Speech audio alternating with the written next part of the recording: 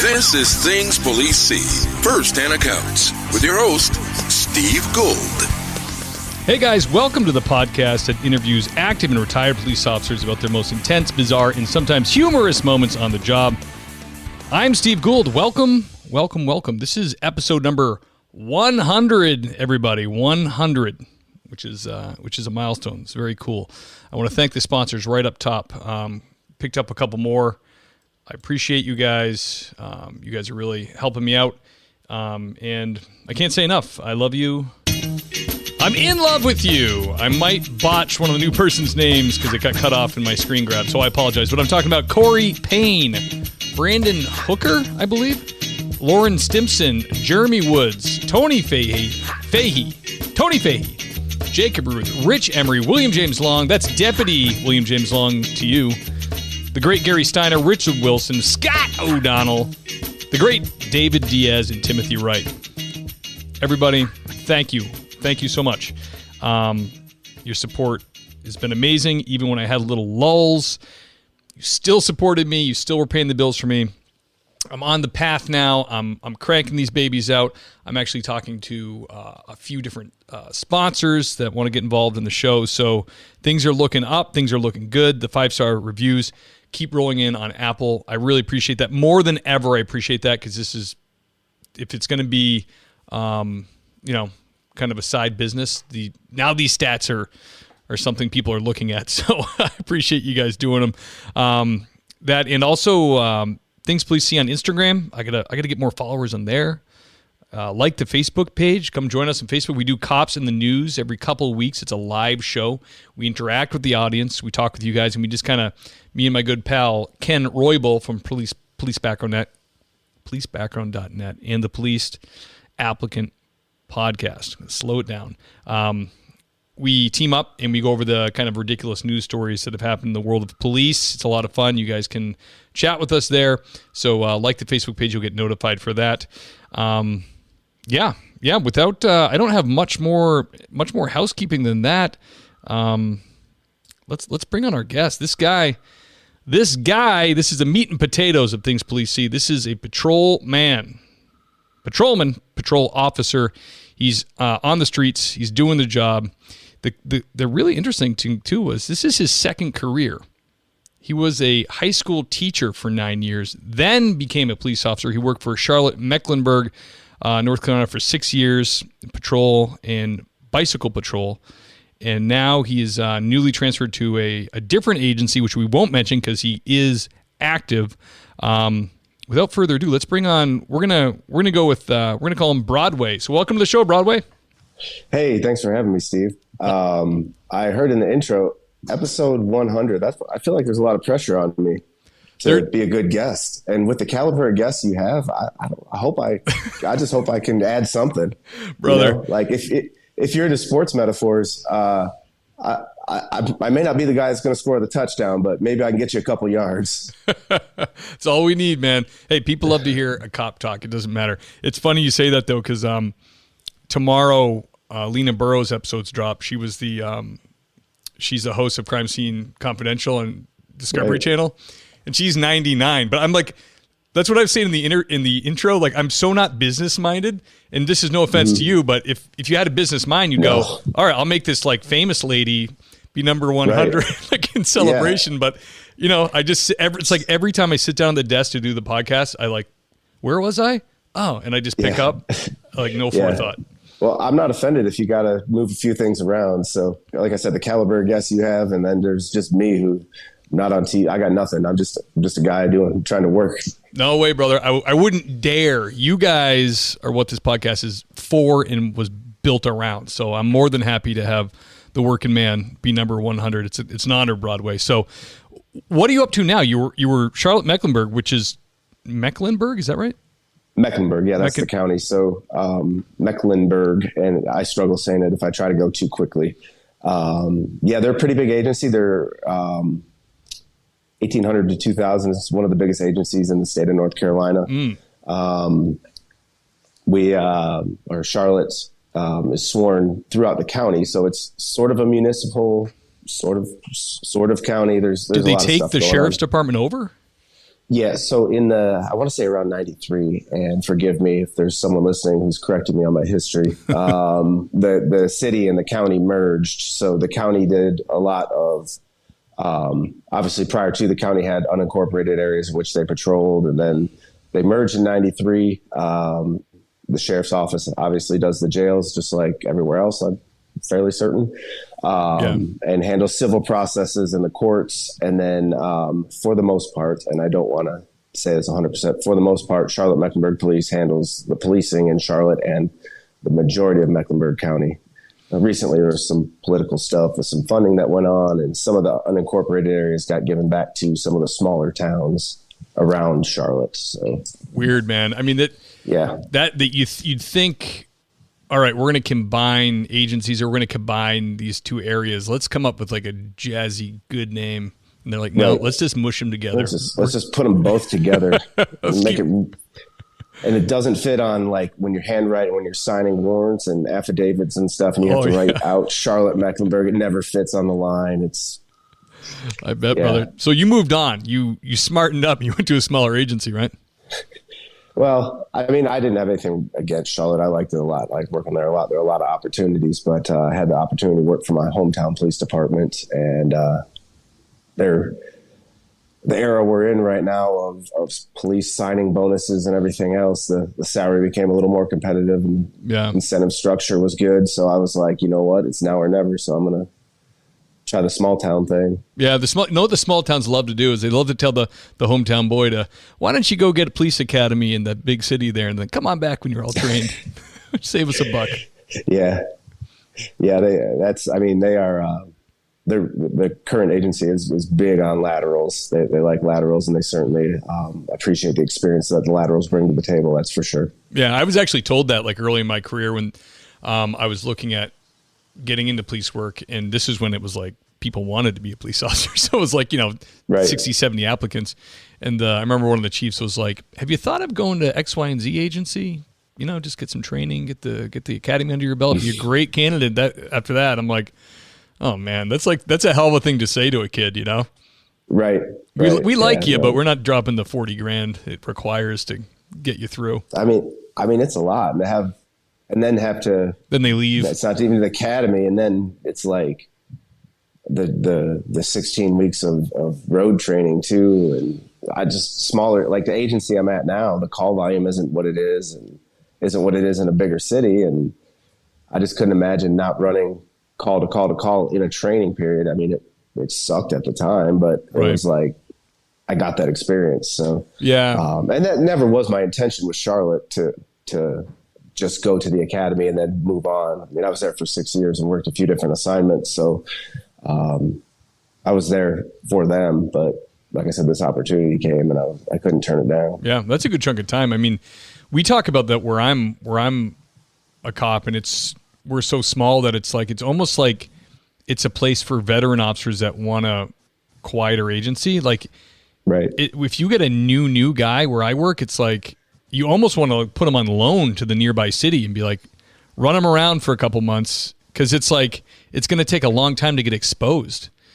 And when they do, where I work, they could be alone. So it's no bueno. Right. I know you guys probably aren't that small. You guys probably run more than one man on a shift, but mine is. Oh yeah, no, we've got between 100 and 120 sworn at the new place. Oh yeah, so that's a legit place. Yeah, for sure. All right, yeah, we run 6 to 8 on a shift right now. That's perfect. That's a perfect size, because with that size agency, you can have all the specialties that you want, but it's not too big where you're lost. You kind of know, you can still know everybody. That's that kind of sounds perfect. Broadway, take us way back after your high school career as a teacher, but early days in the PD, your first hot call. Okay. Yeah, so I've got notes. I'm going to consult my notes because I didn't want to forget anything. But yeah, I didn't want to sit here and not have anything. So I appreciate that. First hot call. And I don't know if I'd really call this a hot call, but it ended up like a hot situation. So and when you're new, things now wouldn't be a hot call, but were to you then. Right. Yeah. So this wasn't even a call. This was like one of I was in training. I was in field training. It was my second night. So I don't know anything. I barely know my way around. I'm not even driving the car yet. I'm in the passenger seat. Right. I've got a veteran officer in the driver's seat. Because it's my second career, he's like 5 years younger than me, veteran officer, right. Showing me around, which is fine. I knew going into a career, I'm going to have people younger than me tell me what's going on. He was a good dude too. I had great training officers, so I can't say one's better than the other. I was blessed to have great trainers. So we're just sitting in the parking lot. It's toward the end of shift. I think we got off around 11 and it's like 9 o'clock. So we're kind of winding down, recapping the day, just going on. I think we're working on a crash report or something. And like I said, I don't know anything. I know I've got paperwork down by my feet. I'm trying to get everything figured out, and there's no figuring it out at that point just yet. So we hear a call on the radio. One of our specialized units made a stop. We're like, okay, cool. 2 seconds later, headquarters, we got one running. He's at like Tryon towards 7th. And I'm looking at my PTO and I'm like, I don't know a lot, but we're really close to that, aren't we? And I'm thinking like, we can do the stuff here. All the stuff. Right. So he like looks at me and he throws the car in gear. I've still got paperwork on my feet. Like my notebook goes flying somewhere because I was working on a crash report and I had copious notes for that apparently at the time. Right. And we just take off and they're like, he's running this way. And I'm like, oh, I see him. It's like, I was like so excited. I see the guy that they're talking about is running from him. And he had run a block and his pants were saggy. And usually you've been doing this long enough, and most people doing this long enough know about a block is that initial burst that the bad guy has in them. Then if their pants are sagging, they start getting caught up in that. Shoes start coming off. So anyway, I'm like on the door. Like I got one hand up on the door to push open, the other hand, the door handle just ready. Like, okay, slow down. Let me out. I'm like, at that point, I'm pretty much just a human canine. Like I just see a guy, I go and get him. So he pulls up, stops. I jump out. I had paperwork near my feet. That stuff just flew onto the street. But I'm running after the guy. I'm like, yes, this is what we do. Right. So I catch up to him. Yeah. I closed ground very quickly, and I'm not the fastest guy, but he had also sprinted a block and he was done. So he trips, stumbles. I'm the first officer. I land on top of him. I'm like, yeah, I got him. And then in my head, I'm like, oh, I got to do other stuff right now. I got to do some police stuff. So I get his hands behind his back. I think I threw cuffs on him. Right. Can't just spear tackle him, then get up, be like, then get up and be like, yeah. Turns out that is not a tactic that is encouraged in the Charlotte-Mecklenburg Police Department. So I handcuff him. By that time, like everybody in the city's like coming. There's blue lights everywhere. I'm like, hype. We caught the guy. There's other cops around. They saw me catch the guy. So that like, I'm building some street cred with the other cops. It's great. So I'm like, okay, I got to do other stuff. So I'm starting to like, okay, I got to slow it down. Got to breathe. We caught the guy. I know they told us in the academy what to do next, but right now I sure can't think about that. I'm looking around. I'm like, oh yeah, I got to search him. We got to search him. So I roll him over. And remember how I mentioned that his pants had fallen down a little bit? I saw his penis and his testicles. And I was like, all right. Whoops. Day 2 of being the police, I got like the most exciting thing, followed by something I was not expecting to see at all. Right. Cool. The last thing you want. Right. Like let's do a search, and then I'm done. That's you guys got him. You're good. All right. Cool. I'm gonna go pick up my paperwork and get back in the car now. I'm gonna scrub my eyes with bleach. Dude, that's funny. So you think that was day 2? They're not. I mean, you don't run and then like try to cinch your pants up. You just keep I've seen. In casual situations, pants so low, they're like below the butt cheeks on the top of the thigh. Oh, yeah. And it's you want to go up there and just, it's like, what are you doing? I thought that was like a 90s crisscross thing. It's like still a thing. I think it's kind of, because for a while it was the skinny jeans. Everyone was wearing those. Even a lot of the thugs were wearing those. But now now it seems to be back to the saggy britches. That seems to be a thing again. It's brutal. So, it's all cyclical. It'll all come back. I'm waiting for the mullet myself. That's why I just never stopped wearing LL Bean flannels, because eventually every 20 years I'm cool. Yeah. There's only a 6-month window for these, but it's fine. Yeah. Broadway, can you, before we move on to the next... I agree. And, we had a lag. Go ahead, brother. Go ahead. No, go ahead. I don't know what I was going to say. Okay. I was going to say, before we move on to the next question, I want to ask you a little bit about the teacher, being a high school teacher. Because that's also a career that's like a calling, like being, especially like teaching high school kids. Super important job. Desperately need men in those roles. And you're like, seem like you would have been perfect. You're like a, kind of a built dude, like masculine guy, like good for the kids to like have that kind of person in their life. They must have been bummed when you left. Yeah. So, I'm not exactly proud of how I left that. I just let my teaching certificate expire and walked away because I was done with it. I didn't handle that the best, if I'm being full disclosure. Okay. So my teaching certificate just expired and I was like, well, good, because I was done with this anyway. After about 2 years, I was pretty fried, and it honestly felt like I went to college to be a teacher, and I was sort of excited about it, sort of excited to be done with college. Right. Cool to have summers off. Yeah. That's not really why. The summers off thing, whatever, because most teachers either work or go to school in the summer. So it's not really, or at least in Michigan. That was up in Michigan, by the way. So I'm from Michigan originally, moved to North Carolina. Okay. So that's why I don't have the Southern accent. But one thing about the Charlotte area is there are not a lot of people that grew up in the Charlotte area currently. It's a lot of Boston, New York, a lot of northern people come down here. Okay, yeah, it makes sense for the weather. So, yeah, the weather's amazing, by the way. But circling back to teaching, it was a good career, and I met a lot of great people, a lot of dedicated people, and the level of dedication I saw in a lot of people around me, I just didn't have that fire to be a teacher, like to just take classes and be the best and do all. And I just... But like I said, after about 2 years, I was like, I noticed that, but I was, I don't know, stubborn, whatever. I was like, I've got this college degree, so I've got to do this. Well, plus you want to be sure, you want to grind it out. So I stuck it out. And I think I was very average, very middle of the road as a teacher. I think I did a pretty good job talking to the high school kids.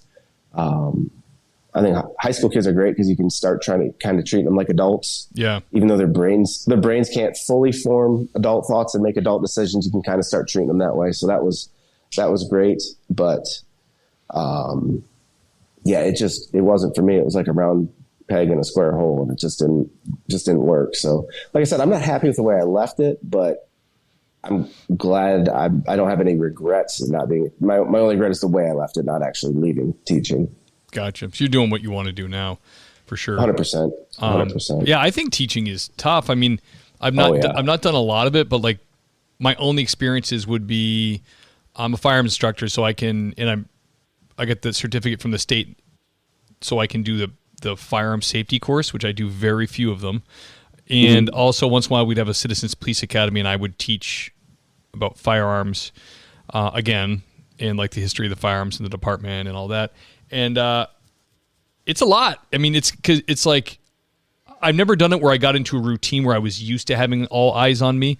But as a teacher, you sit in the room, it's like you're the focal point all the time. Like you don't get you have to leave the class to wipe your brow and just kind of get a moment alone. I always thought it seemed kind of intense even to be a high school teacher. It was like, man, you're always on.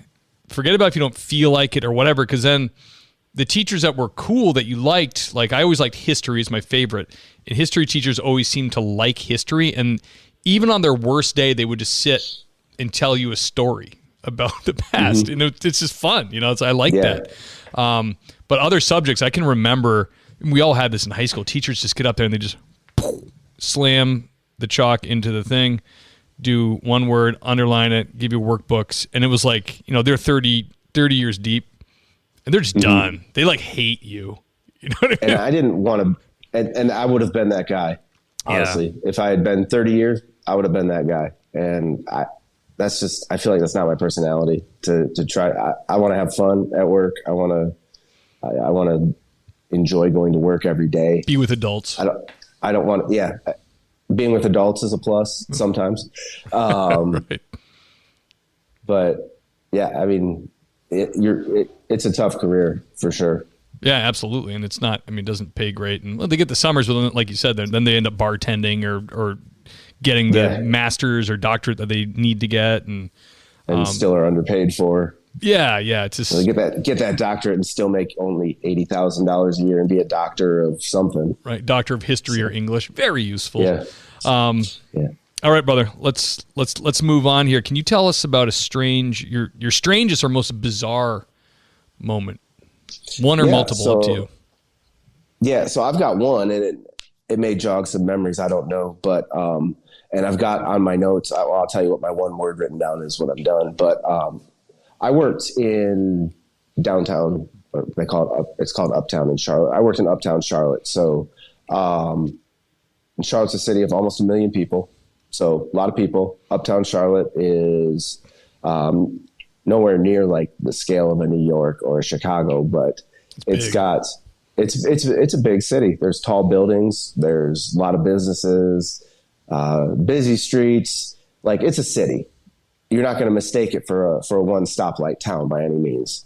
So we were sitting. Part of our job as bicycle patrol officers was just be present.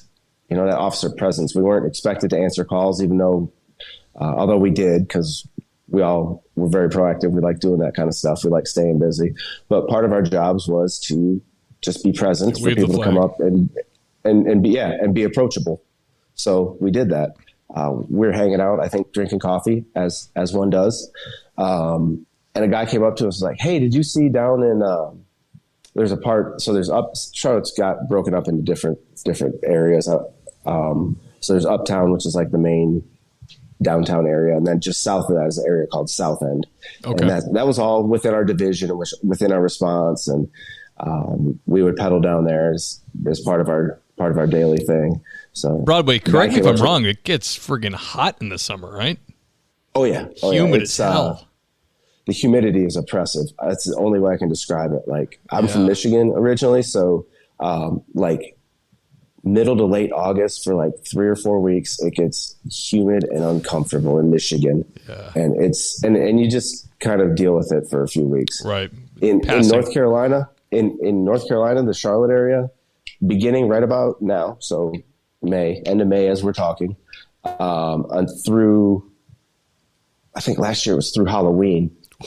The humidity is just brutal. Yeah. And like July and August it's just oppressive. Like, it's tough to breathe. It's mid 90s with 90% humidity during the day, and it drops down to a cool 85 degrees at night. That bulletproof vest smells nice. Oh, hey, I got you back. Okay. Yeah. Sorry. I have an alarm that goes off on my phone. I forgot to shut down. My fault. No problem. So that won't be bothering us now. But the humidity is brutal. So the strangest call, we're sitting there and we get approached by a citizen and said, "Hey, were you guys down in South End earlier?" We're like, "Yeah, we go down there every day. That's cool. What's up?" There was a goat running around down there, which I know for you, nice. You just from listening, that's like no big deal for you. Yeah, go get it. I am suburban guy working in an urban setting. So I'm like, okay, buddy, I want to do a few tests. You drove up here, so I want to do a few tests before I let you back in the car, because we're in downtown Charlotte. Like, right. I want to conduct some tests to make sure you're okay to drive. It's like, no, for real, it was down there. I'm like, okay, whatever. And we get out of the radio headquarters. If you get any calls for a goat, let us know. We'll go get it, because we're of course going to be smart asses about it. So sure enough, a half hour later, "Hey, did you guys still want to know about that goat? Because we got a call." We're like, "What?" No way. So at that point, we were back at our division office. We're like, "No, we're going to go find this goat." So we get in a car. We had pedaled back to the office. We get in a car. We go flying. We go driving down there. We're like, we're going to go find a goat. We're going to go wrangle a goat. Don't know what we're going to do if we find it, but we're going to go find a goat. Just the call, just it's loose in the street? It had found its way to one of the neighborhoods near downtown, and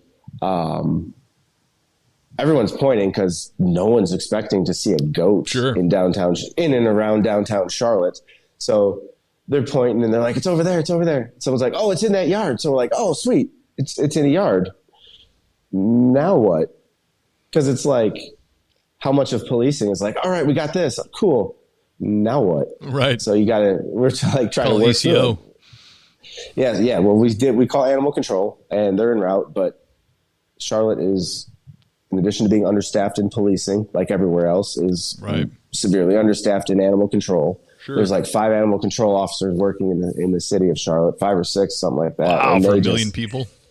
Yeah, and they're just stacked with calls from the start of shift to the end of shifts, and the calls don't stop coming. So they're working. So they're on the way as quickly as they can be. It is what it is. There just aren't that many of them. Is this a single goat, Broadway? Just one? Yeah, one goat. Huh. So it's you would have thought like a bunch of grown men that are sworn to uphold the Constitution, carry firearms, and take away people's rights legally could handle that. So some of the ideas that came from that, someone tried to make a lasso out of crime scene tape to lasso it. Yeah. I don't know if he had any cowboy experience. I never got to follow up with him on that. But I was like, look, we're just going to – it's little. It was like a little goat. It wasn't even a full-size goat, I don't think. Like a dwarf goat, probably. Probably. And so it came – I'm like, I'm just going to get in front of it when it runs. I'm just going to stop the goat. It's small. So so I did that, and we're chasing around this yard, and it comes running at me. I'm like, all right. I lean over. I'm like, nope. And I bailed out. I noped right out of that. I bailed out of there. But eventually there was some road construction, and some good old boy doing the construction up the road. He knew what to do. He just kind of wrangled it and was like, oh, it's okay. It's okay. It's just, the goat's just scared. What are you doing? Like, I'm monster. from the suburbs. I'm like, I don't know what to do with a goat. So yeah, I was not expecting to show up to work that day and have them look for a goat. And I have in my notes, strangest equals goat. That's funny. So in LA, that would have went around a corner and then you never would have seen it again because some Mexican would have grabbed it and thrown it in a pot. That's good eating. Yeah. Yep. Some goat. That's awesome, man. That's funny. Yeah. I know what you mean though. I've slowly become comfortable with animals that aren't like cats and dogs like we all kind of are familiar with.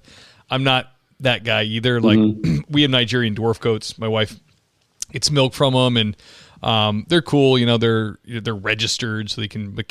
One of our kids could show them. Walk them around a little 4-H ring or something. But I wasn't real. They have those devil eyes. Those like eyes that are sideways, like the slits. Yeah. They look real untrustworthy. Like when I was getting used to them, I was like, I don't think so. I don't really want that.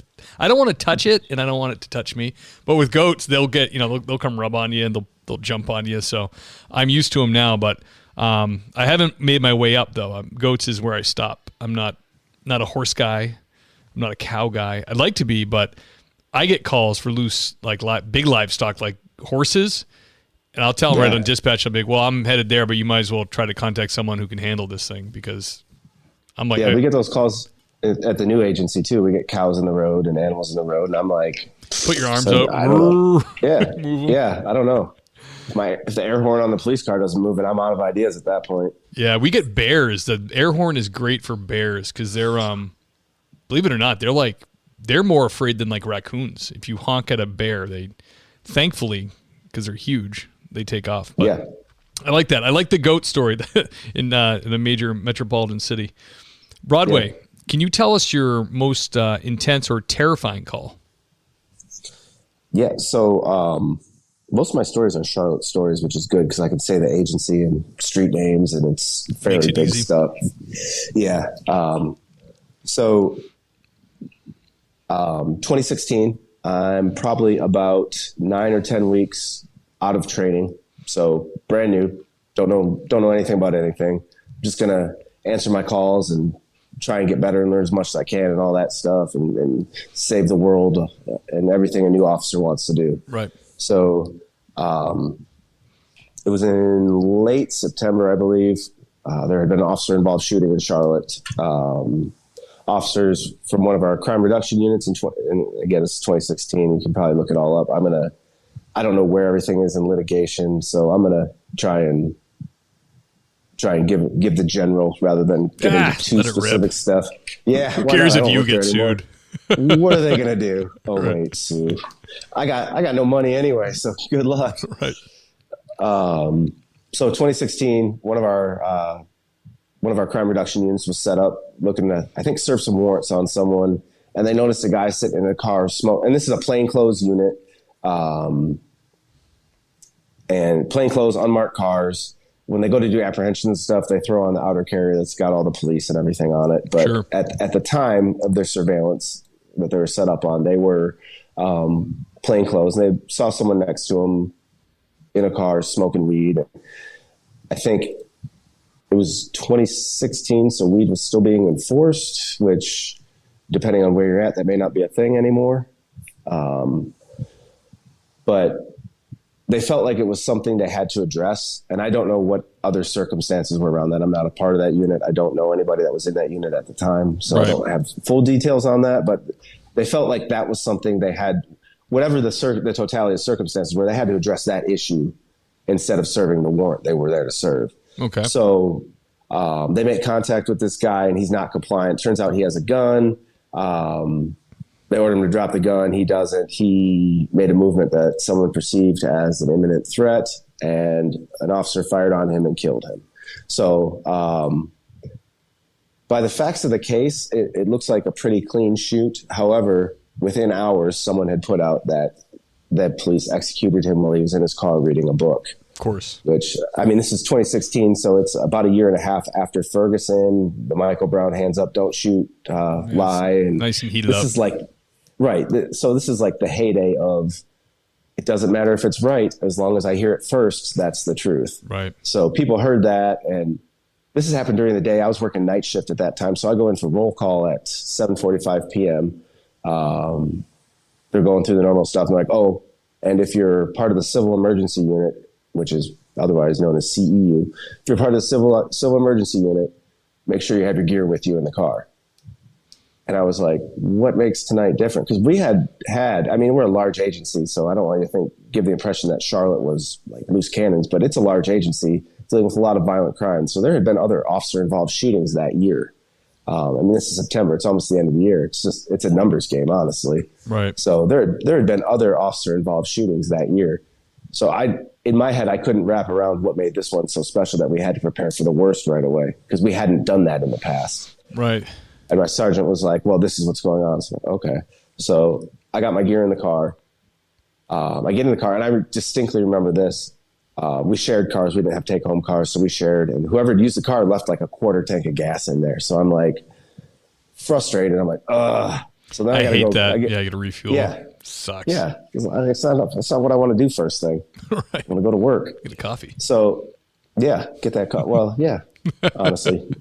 Now, yes. Then, no. Then I want to go like find something to chase. Right. But so I go to a call. I'm like, all right, this call's been holding for a while, because that's, I mean, just with the call volume and the number of you get on duty, so, they're stacked up. You're ready to go. Correct. It wasn't too bad. It wasn't like you hear with a lot of agencies, but this one had been holding for a while, and it was in the notes, hold for night shift. So it was in my area. I'm like the brand new guy in that area. So I'm like, hey, I'll take that call, because that's what you do when you're the brand new guy in the area. Sure. So I go to the call and talking, and victim didn't end up wanting to make a report, but in the middle of talking to that victim, you just hear, all officers, we need you. And we use 10 codes. Charlotte uses 10 codes. So we need you 1018 to the police headquarters, 1018, which is emergency traffic, like 1018, go now. Everybody who's part of the CEU, 1018. So I'm like, oh, that's me. So I go, and so this is when it starts getting like intense and terrifying, because I'm like, oh, this is crazy. So I go there, and there's like a command captain, and she's like, you go with him and go to the scene of the shooting. So that what had happened was, during the day, the lie got spread. Our homicide detectives and crime scenes out there establishing crime scene, trying to conduct the investigation, which I really wish people understood. Like, if it's a bad shooting, it's going to come out.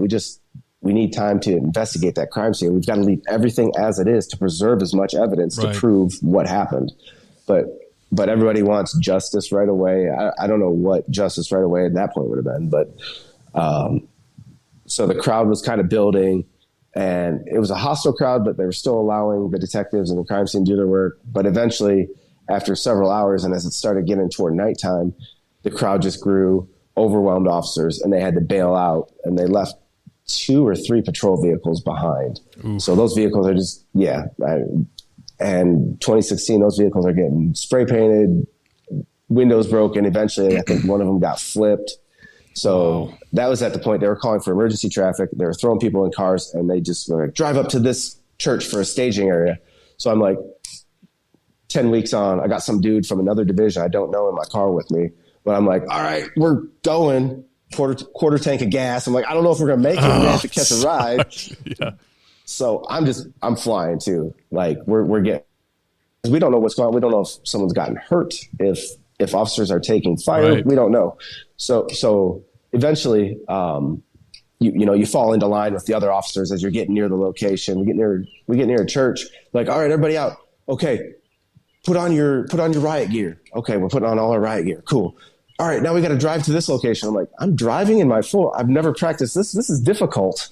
So now I'm on all this riot gear, driving to a location. We get out. So the riot gear, explain that to the listeners. This is like the turtle suit. What do you got? Yeah, it's the old school. It's not like the new ones that are much smaller. This is like the Broadway. There you are. Hey, yeah, sorry about that. No I had a problem. call come in. I silenced it, but it apparently threw everything out of whack. Yeah, that's what happens with phones. All right, so turtle suit driving. The turtle suit is think baseball catcher shin guards, hockey goalie chest protector. Like a Mad Max. Yeah. Some skater elbow pads with some forearm pads, and we had some riot helmets with a face shield and a gas mask. And we've got the big wooden batons. Hell yeah. So trying to drive with all that I had never done that before. And it turns out it's difficult. I bet. So it starts getting really crazy because we got to where they wanted us to stage, which wasn't far from everything that was going on. Then they had us get out of our vehicles and they were like, all right, give your keys to this guy. And they drove all our cars away. Oh, really? So weird. Now we're just out there. Yeah. That was crazy to me. I was like, what? And I didn't know. You're what like, to fill it expect. up when you're on your way. Yeah. If you could, just don't either fill it up or don't leave it running because it's not going to make it. But so I was like, okay. That's and we a get little out ominous. there. Yeah. Yeah. Oh, it was very ominous. It was dark and you could just hear the yell of the people, just people yelling and, fuck 12, fuck the police, y'all are murderers. And it was crazy. So we form our line and we start, and I'm 10 weeks out of the academy. We had I can't remember if it was a 1 or 2 day course of what to do. And in my opinion, that course at the time I was taking the course, I'm like, this is the most disorganized thing ever. This is chaotic. I don't know what. And then I got into a riot. I'm like, oh, that was intentional. They did that on purpose because it's crazy out in a riot. So we're out there on Old Concord Road in Charlotte, and we're just. How many of you are in your group, Broadway? So there's maybe 50 police officers out there at this time. So that's not a whole lot when you're talking about mobs of people. No, not at all. And we were under-equipped and undermanned, and it was terrifying because it was dark. We were near railroad tracks. So you know how railroad tracks have the rock bedding, like the big rocks in the bedding, softball size and bigger? Sure. We started getting those thrown at us. Oof. We got a group of about 100 to 200 people starting to surround us. So we're trying to do these formations that we just don't have the people. The Roman phalanx. Yeah, whatever they're called. And they're doing, and it was like, it was chaos. And there's people yelling at us, wiping blood on us, spitting at us. Damn. I got spit on. And it's stuff if it happened on the street, you just wouldn't, that person's going to jail. But, but in that situation, unfortunately, you get a free pass. You don't have the numbers to make an arrest. If you make an arrest, you're down. It's going to take 2 or 3 people to make an arrest, and that's just going to incite the crowd even worse. So dude, we're at a complete standstill, and we're outnumbered. It's dark. And then the first minute I remember feeling okay is our helicopter flew overhead and just put a light on everything. And just the light made everything feel so much better. Then they dug out, it felt like we were out there for 6 hours, but it was probably only about an hour. Just by the time the logistics got worked out, they started getting some munitions out there to us. So the first canister, of tear gas was deployed. And did you have to get gas for your training, or have you been tear gas before? No, we just got OC. That's it. Just pepper. We got OC'd. We had to get tear gas. So tear gas, when it hits, it burns. It's basically powder OC. So it's just small pulverized OC. So when it hits your skin, there's going to be that burn, a little bit of the burn like you get with OC. Yeah. But because it's powder, it's not the liquid or the oil base. It's going to, if you're out in the air, it's not going to last very long. I'm a ginger, so I get lit up, baby. Oh yeah. So I just remember like just being terrified, thinking if these people want to kill us, they could kill us right now. And there were gunshots in the distance. So we had that legitimate fear. Then all of a sudden, like you just hear the canisters of OC being deployed and you just feel it hitting your skin and it burns, but you're like, oh, it burns so good because that's like the cavalry coming, you know? It's like so funny, Broadway. I'm looking at your blue line flag, and that night you literally were that line. You know what I mean? You were that skinny line, and on either side was the humanity of America. You know, that's like how thin the line is between order and chaos. That feeling you had. And it was chaos until those munitions hit. They got us riot shields. All we had was a stick. So we're taking rocks, and we're just trying to dodge them. But, you know, you're trying to stand in that riot line and look like nothing matters to you. But then you got like a rock hitting you in the crotch, and that matters a little bit because that stings. So they got us some shields and they got us some equipment. So that was like, that was the most terrifying. That was the most scary. And I'm like, the way it was going that night. So there's the initial riots at the scene, and that happened probably like 8 or 9 o'clock at night. So it's really early into my shift. I wasn't scheduled to get off until 6 a.m. I'm like, man, we are never looking around. I'm like, I don't know what the end game is here, but we are never going home again. Like we can't just, I'm looking at where we're at. I'm like, how do we get to a point where you can be like, all right, we can go home now, you know? So they eventually got us some buses, and we were driving us around. Stores were starting to get looted. They stopped trucks on one of the interstates and started taking boxes out of the back of the trucks and lighting them on fire. And damn, man. Eventually they got the munitions situation sorted out, got out in front of it, or at least settled it down for that first night. And then we got driven to a Home Depot parking lot where our car was. So that was cool. Got taken back to my car, started it up. And an eighth of a tank. I'm like, oh shit, we need to get gas. So the other dude, like randomly, we got separated right when we got out of the car. Right. So I'm like, this dude, I mean, this is a grown ass man. So I'm like, he's going to have to find his way home. I hope he's not waiting for me, because if I get out of here, I'm going to look around for him. I'm not going to leave if someone needs a ride, but I'm going to pick someone up if I need to. Otherwise, we got to get out of here. We got to get while the getting's good. Right. If they tell us to go home. So we eventually somehow found our way back to each other and drove back and got gas in the car and went home. Damn, man, that's intense if you really put yourself there for it. Because I've talked to a few guys who've been in that scenario, and that's one of the top ones for PTSD, because that's like truly like. So I'll tell you what, I did have. I don't know if I want to call it PTSD, because I don't think it was as serious as like a lot of people are experiencing. But I'll tell you what, like all that stuff they tell you about it taking multiple sleep periods for it to catch up and that kind of stuff. That's no joke right there, because the first night I went home, I think I showered because I had tear gas all over me, and then I went to bed. Woke up the next day. We had to do this time. It was like, if you're on the civil emergency unit, you're reporting to our logistics warehouse, and that's where we'll be staging, because there's rumors that the riots are coming downtown. We're like, oh, okay. And the riots came downtown, but they were like, all right, they loaded us. This time they had squads organized. We were organized. We were ready. We were prepared for it. Which the difference when you're not prepared and the difference when you're prepared is just huge. Sure. So the second night, which is the first night downtown, they're like, we're just going to get your squad on the bus, get ready to go. We don't know what's going on. So we get about halfway to where we're going to stage from the warehouse, which is not very far. It's probably like a 3-mile drive. And they're like, all right, change of plan. We're stopping the bus right here, and we're all going to jog in, because they had just gathered. They'd taken the protest. Well, I think it started out with protesters and it transitioned to rioters. So they had taken the downtown streets and were starting to destroy buildings. So they're like, everybody out of the bus, get out of the library. And that scene from downtown, I'm sure have you seen the movie Braveheart? Oh yeah. So, the battle scenes where like, there's this side here and they're running and this side here and they're running and they just smack in the middle. Yeah. The first night downtown getting off the bus is what that felt like. It was crazy and intense. Wow. But like I said, we were more prepared. But yeah, so that night I went home and slept really well too. I was just out like a light, but there's like the trauma was building. It was building. Sure. And I didn't know until the third or fourth night was pretty chill. So this is like 3 or 4 nights after that first night. Mm-hmm. And we kind of were just, we had downtime. We were just chilling and talking to people that we hadn't seen in a while. Cause it's such a big department. You don't see everybody, right. But then you run into people that, from either calls or from the academy or whatever.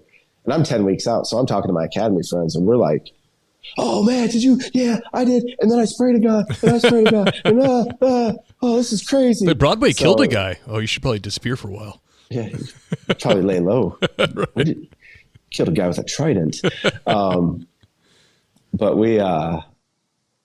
so there was downtime. We were catching up. I think that's when my brain finally started to like, okay, we need to do something with all this new information. We need to pack it up and put it somewhere. So I went to bed that night and I woke up in the middle of the night.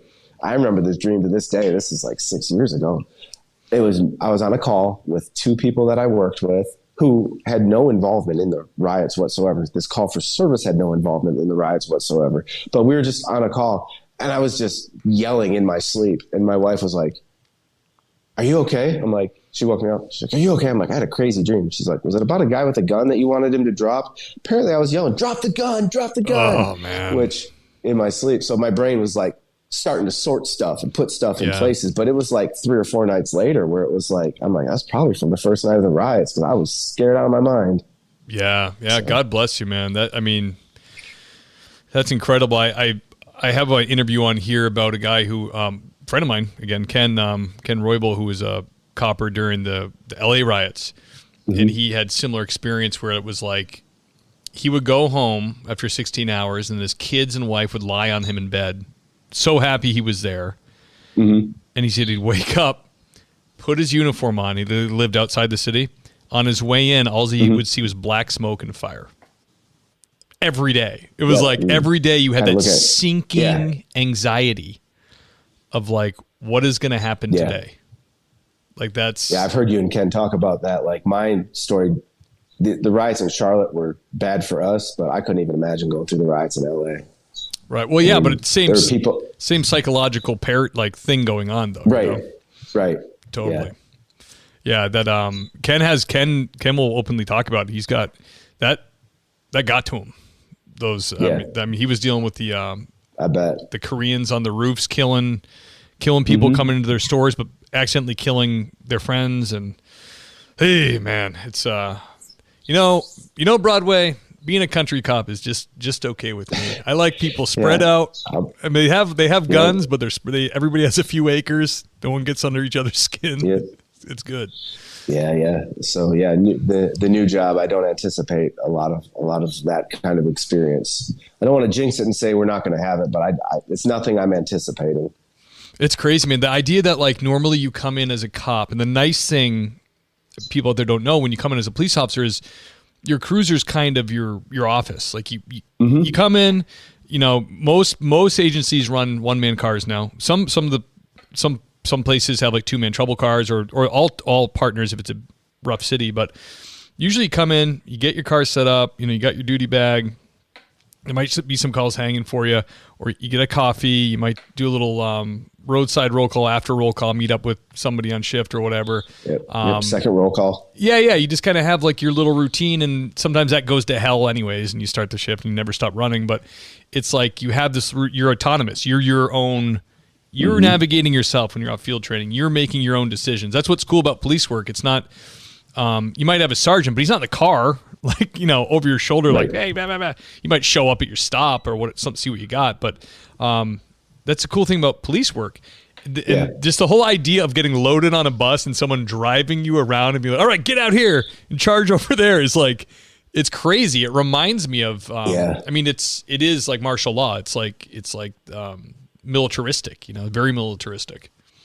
It is very, it's definitely not the essence of what police work is intended to be, but it's necessary, but it's not the intent of police work. Yeah. It's like the worst thing you have to do as a cop. I've never done it, but I imagine it's the worst. It's like the kind of thing when you're doing it as a cop and you're like, this is not like what, I mean, I get it. I got to do it, but like, this is not like why I signed up to be a cop.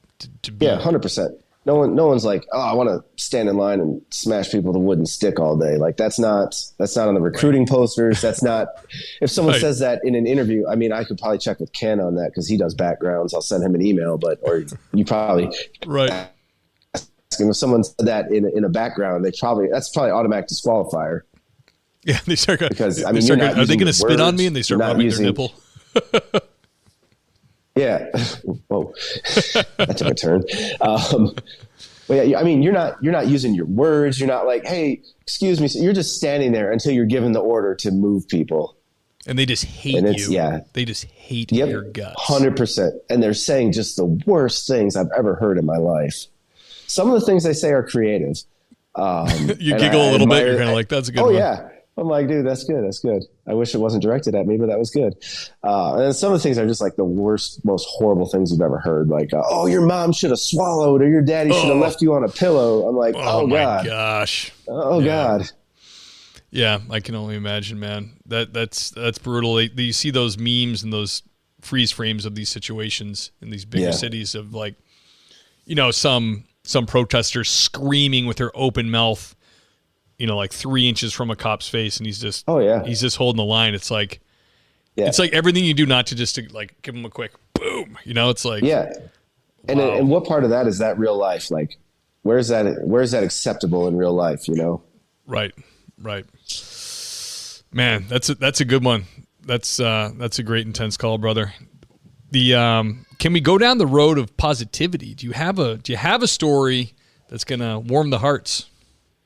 Yeah, I mean, we get. You say skip it. No, I don't. No. We got a lot of that. Part of being, like I said, being a bicycle officer in Charlotte was, just the visibility, the accessibility, and we got a ton, even through 2020 when things were bad, and last year we get a ton of thank yous.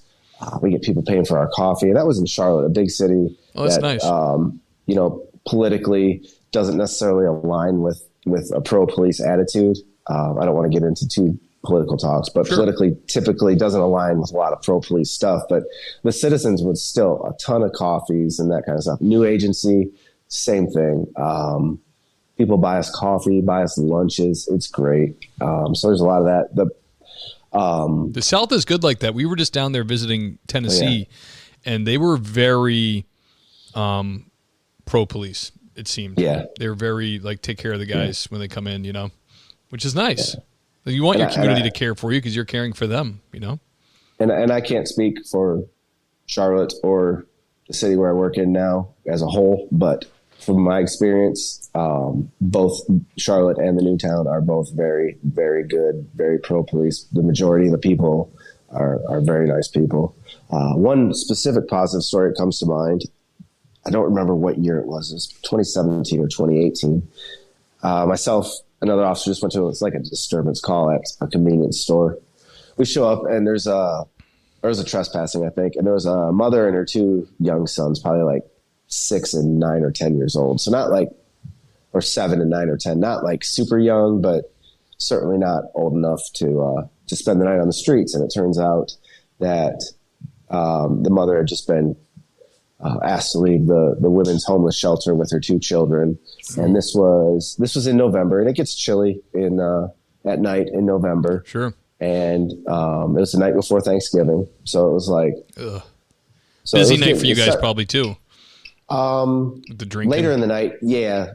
So uptown Charlotte does have its fair share of bars that gets busy. This was somewhere in the lull time, because there's like the beginning of shift, clearing out the stacked out calls, then there's like a lull, and then there's like the bars to empty and the calls come in for a little bit. So this was somewhere in our lull. So I'm like, well, let me call the shelter and see what's going on. Well, her behavior was not great. she made her own bed, if you will, for getting asked to leave the shelter. So it was justified.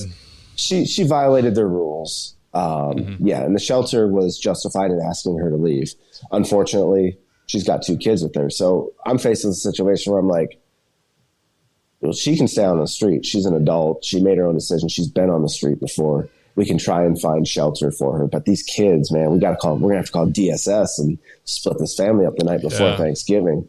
So myself and the other officer just kind of conferred, and we're like, no, we're not doing this. We're going to get them a hotel room. So we ended up getting them a hotel room.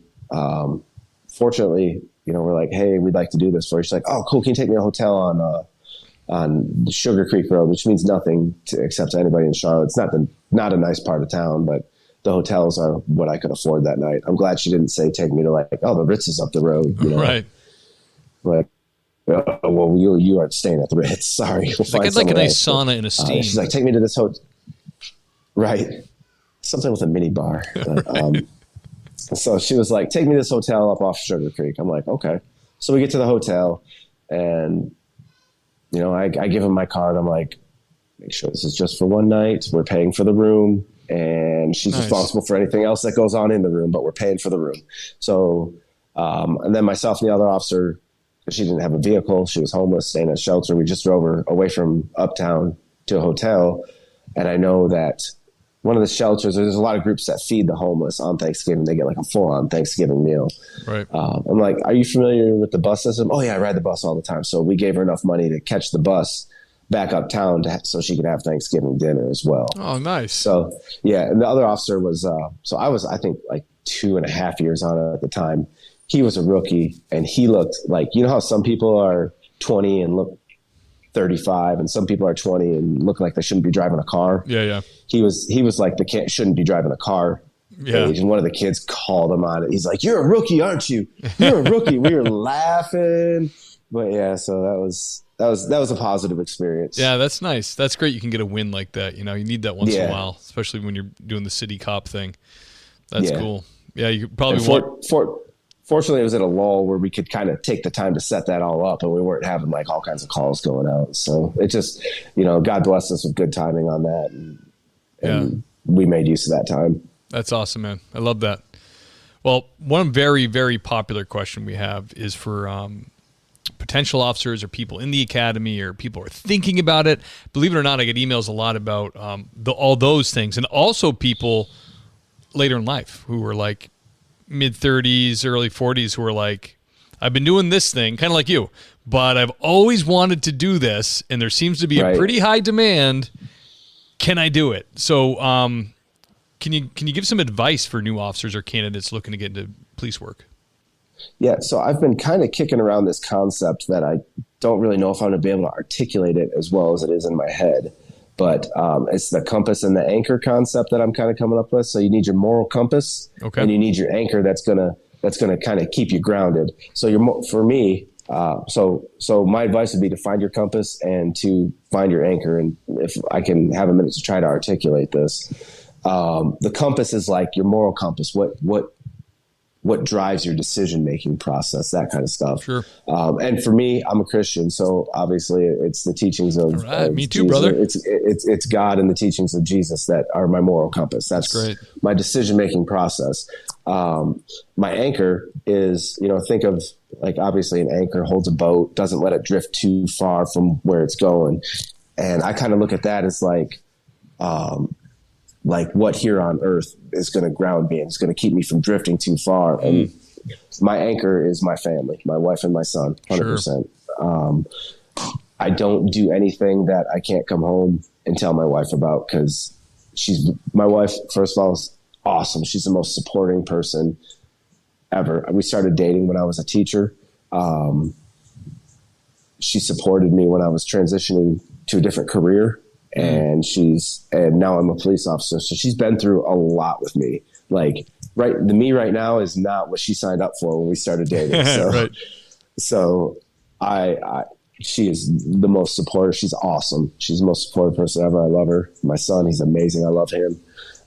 So they are my anchor. If I can't tell, that being said, if I do something shady, she'll call me out. She's like, why are you being shady? why are you doing shady stuff? Right. So if I can't tell her about that, that's like my anchor. It's going to keep me grounded from drifting too far, because there's a line with policing. You can choose to ignore something. You can choose to do something right and just about it, or you can do something that's going to be the quick solution that solves the problem, but maybe is a little bit in the gray. Sure. So my wife keeps me out of the gray. She's my anchor. She keeps me from drifting into the gray, my wife and my son. Oh, God bless her, man. That's amazing. I have a similar great relationship with my wife, and I could do nothing probably without her. I tell her all the time. But I love you talking about Christ, because it's, I was late coming to Christianity, really. Yeah, me too. And it's hard to explain it to someone because you always feel like you don't want to be the guy that's like the Christian guy being overbearing. Right. But they're like, I would just say to people, and people have gleaned from this podcast, and I'm Christian, because I try to speak about it when possible. And I would say people should look into it, because it's really the only religion. It's based in a historical event that you can read about. There's secular documents about it, Christ's life, his resurrection, all these things. And like for me, it was a slow process of like looking into it and finding those historical answers, and then coming to faith, coming to Christ through hearing the word. Okay. And it, cause I needed that, the basis of the event. And, once it happened for me anyways, like my heart, like the whole world made sense. All of a sudden, morality made sense. Right and wrong made sense. I understood why people do bad things, why there's good and bad. Just everything all of a sudden was like, oh, I get it. And I knew exactly where to stand on every issue. And I knew exactly how I wanted my household to be and how I should treat my wife. And it's the Holy Spirit. Your conscience is like the Spirit. You know what I mean? All of a sudden you have this little correction. Yeah. You kind of know when you're going against it. Yeah, and to me it goes back to that compass concept. It gives you that guide. It's always gonna point in that direction. You just have to orient yourself to that. Right. So, absolutely. You can't ignore it. And that's, I think, with what's going on a lot in the world right now, and people are making up their own truths. You know what I mean? You can see, if you don't have a straight path, you can see what happens to man when he goes down. I'm going to make my own truth about these things, and I'm going to believe. Well, everybody starts doing it, and it's garbage. It all ends up in the pits of hell. Society crumbles. That's just the way it works. So I'm glad we had an opportunity to talk about that. I'm glad to hear you're a Christian, man. That's really cool, Broadway. Yeah, I'm fairly new to it myself. Pretty much right around the time I started. Well, yeah, I was probably baptized 10 years ago now. So that's great. Fairly new. I think I was a good person prior to. I don't think a lot changed, but like you said, it helped make sense of a lot of things. Yeah. So absolutely, man. Hey, I can't thank you enough for coming on the show. I can't thank you enough for being guest number 100, Broadway. Yeah, I hope I lived up to some of these expectations. Guest 100, that's a big deal. It's a big deal, man. To celebrate. Yeah, especially when this thing takes off like a rocket ship and there's like 300,000 listens. You're 100. No one can take that from you. Right? If there's 300,000 listens, I better I don't know. I better hire a publicist. I don't know. Get your A game together. Can I throw out where people can follow you? Is that cool with you? Yeah, absolutely. On Instagram at @BBroadway41, is that right? Yep, that's correct. All right, man. That's my Instagram handle. What I'm trying to do with that is do like a police officer fitness wellness, first responder fitness wellness thing. There's pictures of me working out. There's some food stuff on there. Awesome. Brother, yeah, I'm following because I need some motivation. I need to see other people doing it the right way. I'm just that kind of, I'm not the guy to have the account to help people. I need to be following and watching because I'm like, I do the roller coaster, I do the 10, 12 pound roller coaster constantly. I hate it. I don't know if I'm the guy. I don't have any of the letters behind my name. You're the guy now. Sorry, I've done the training, but you're responsible. I'll be the guy. I'll do what I can as long as there's no legal responsibility. But right. I've had about 20 years of pitfalls in the fitness industry, of just my own pitfalls, riding the roller coaster and stuff like that. That's the best example. I mean, that's the best person to follow. About the last 2 years, I think I don't want to say I've got it figured out, because the minute I say that, no. But I've got a pretty solid program, pretty solid routine, diet, exercise-wise the last couple of years. So it's good stuff, man. I love it. Yeah. Broadway, I'm going to do the outro. Will you hang on while I do that and chat afterwards? Yeah, absolutely. Thanks, brother. Guys, that was episode number 100, Broadway. Killing it. Great interview. Had a blast. And, he's what it's all about. He's the guy out there doing it. He's why this podcast exists, to hear the stories from the men and women of law enforcement and what they actually go through. He went through some intense stuff. He's clearly, you probably won't see him. I probably won't post a video because he's active duty, but he's got it. He's got his stuff together. He's fit. He's got a good attitude, and I think he's kind of figured out the formula for doing this, because if you don't, you're going to have some trouble in police work, because it can tear you apart. I want to thank the sponsors again, guys. Thank you. I'm going to thank you relentlessly, because I really, really do appreciate it. You guys are awesome. Things Policey, we're on Instagram. We have a Facebook page. 5-star review. Please keep doing those. They're awesome. The 5-star reviews lately are so heartfelt and wonderful. I show them to my wife. I'm like, can you look at what people are writing? It's so kind and supportive and motivating to me to get those. So thank you guys. I read every single one. And I love the emails too. I love the messages. I get a little screwed up because like Instagram and Facebook are combined now, because I have a business page. They combine the messages with it. I write back to everybody. Just give me a couple days to a week or two to write back, because I do get a lot of messages, and I get kind of confused because I'm a simple man. So I appreciate it. I love you guys, and I'll catch you next time.